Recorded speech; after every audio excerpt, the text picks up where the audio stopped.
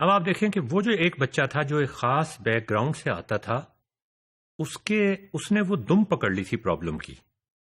باقی بچے ابھی تک حیران پریشان تھے، لیکن وہ کوئی دم نہیں پکڑ سکے تھے. دم پکڑنے کا مطلب یہ ہوتا ہے کہ اس نے ایک مینٹل پکچر بنانے کی کوشش کر لی تھی، اور اس کی فرکشن جو تھی اب انتہا پہ تھی. اس کی ذہنی فرکشن جو تھی وہ انتہا پہ تھی. وہ ایک ماڈل بنا چکا تھا اپنے ذہن میں کہ یہاں یہ کچھ شاید ہوتا ہوگا. اب وہ ڈائریکٹلی سوال مجھ سے نہیں پوچھ سکتا تھا، تھوڑی شرم ہے ابھی کوئی چیز ہوتی ہے. تو اس نے ڈائریکٹلی، چونکہ وہ نہیں پوچھ سکتا تھا، اور ڈائریکٹلی آپ کسی سوال کا جواب بھی نہیں پوچھ سکتے. آپ کوئی سوال اگر آپ کو تنگ کر رہا ہو، ماسٹر صاحب کے پاس جا کے آپ یہ نہیں کہتے کہ جی یہ فلاں سوال ہے، اس کو آپ حل کر دیں. لیکن اس سوال کو حل کرنے کے لیے کچھ اور سوال آپ کے ذہن میں آتے ہیں. کیا اگر آپ ان سوالوں کے جواب دے دیں تو وہ جو بڑا سوال ہے اس کا جواب بھی پھر آپ دے سکتے ہیں. Asking the right question is a very important pedagogical strategy. اور یہ ایک فن بھی ہے اور ایک یہ آرٹ بھی ہے کہ کیا آپ صحیح سوال پوچھ سکتے ہیں. ایسا سوال بھی ہو سکتا ہے جو بہت بے وقوفانہ ہو. مثال کے طور پہ اگر وہ مجھ سے یہ پوچھتا کہ کیا آج یہاں بارش ہوئی تھی، دماغ میں تو اس کے یہ چل رہا ہے کہ یہ عجیب گھر ہے، کیا عجیب و غریب گھر ہے، اس میں کیا ہوتا ہے، اس میں کون لوگ رہتے ہیں، اور پوچھے کہ یہاں کل بارش ہوئی تھی. یہ کچھ عجیب سا سوال ہوگا، یہ کنیکٹڈ نہیں ہوگا. بہرحال اس نے مجھ سے بڑا ریلیونٹ سوال پوچھا اور میں اس کی انٹیلیجنس کی داد دیتا ہوں. افسوس مجھے اس بات کا ہوتا ہے کہ اتنے انٹیلیجنٹ بچے جو تھے وہ کسی وجہ سے آگے نہیں بڑھ سکے. اگر ہم ان کو صحیح طریقے کی پیڈاگوجی اور ٹیکنالوجی جو آج کل ہم استعمال کر سکتے ہیں اس زمانے میں بھی ہوتی تو ہم شاید ان کو، جو مجھ سے کہیں زیادہ انٹیلیجنٹ تھے اور مجھ سے کہیں زیادہ آگے نکل سکتے تھے. اس نے ایک سوال پوچھا کہ اشرف یہ بتاؤ تمہارے گھر پاندان ہے؟ اچھا، اب یہ سوال لگتا تو اسٹوپڈ سوال ہے، لیکن اس سوال کے اوپر اس نے عمارت بنائی تھی نا ہمارے گھر کے بارے میں، اس پوری عمارت کا دار و مدار اس سوال کے اوپر تھا. تو میں نے کہا کہ ہاں پاندان تو ہیں، لیکن ہاں وہ کبھی کبھی کسی خاص اوکیزن پہ استعمال ہوتے ہیں، ہر وقت استعمال نہیں ہوتے، اس لیے یہاں تمہیں نظر نہیں آ رہے. اب اس نے سمجھا کہ وہ جگسو پزل جو ہے وہ کمپلیٹ ہو گیا.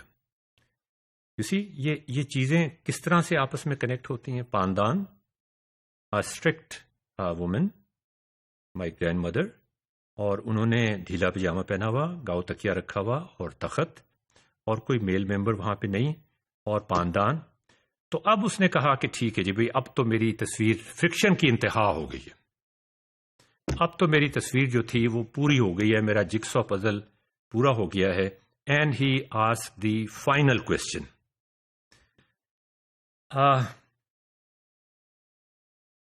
یہ وہ موقع ہوتا ہے جب انسان یہ سمجھتا ہے کہ بس اب تو مسئلہ سارا کا سارا حل ہو گیا ہے، اور بس یہ ایک آخری چیز ہے جو اس کو کنفرم کر دے گی میرے ہائپوتھیسس کو. تو میں نے آپ کو بتایا، آنسرنگ اے کوشچن اور solving a problem is okay, but asking the right question is quite an intellectual exercise. تو اس نے مجھ سے یہ پوچھا جس پہ میں کافی آئی واز سرپرائز، مجھے نہیں پتا تھا کہ وہ کیا سوچ رہا ہے. اس نے کہا کہ یہاں پر کیا کوئی ڈھول ہے؟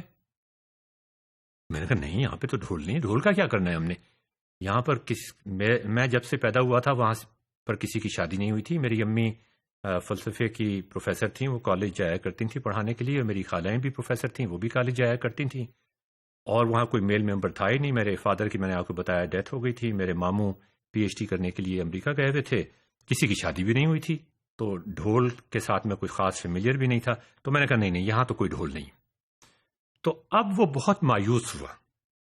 ناظرین، یہ ڈس اپوائنٹمنٹ جو ہوتی ہے، یہ دیکھیں، یہ لرننگ کے اندر یہ ڈس اپوائنٹمنٹ کہ آپ ایک پوری بلڈنگ کنسٹرکٹ کرتے ہیں، نالج کی ایک پوری بلڈنگ کنسٹرکٹ کرتے ہیں، کچھ چیزیں ایبزارب کرتے ہیں، کچھ چیزیں سلیکٹ کرتے ہیں، ان کو ایک خاص طریقے سے ارینج کرنے کی کوشش کرتے ہیں، کچھ سوال کرتے ہیں، اور وہ سوال آپ کو آپ کی اس بلڈنگ کو مزید مضبوط بنانے میں مدد کرتے ہیں، اور پھر ایک آخری لمحہ آتا ہے، وہ آہا مومنٹ، جس سے پہلے آپ ایک آخری پتہ پھینکتے ہیں اور پوچھتے ہیں کیا ڈھول ہے یہاں پہ. آپ سمجھ گئے ہوں گے، مجھے اب اس میں تفصیل میں جانے کی ضرورت نہیں ہے. تو میں نے کہا یہاں پہ کوئی ڈھول نہیں ہے.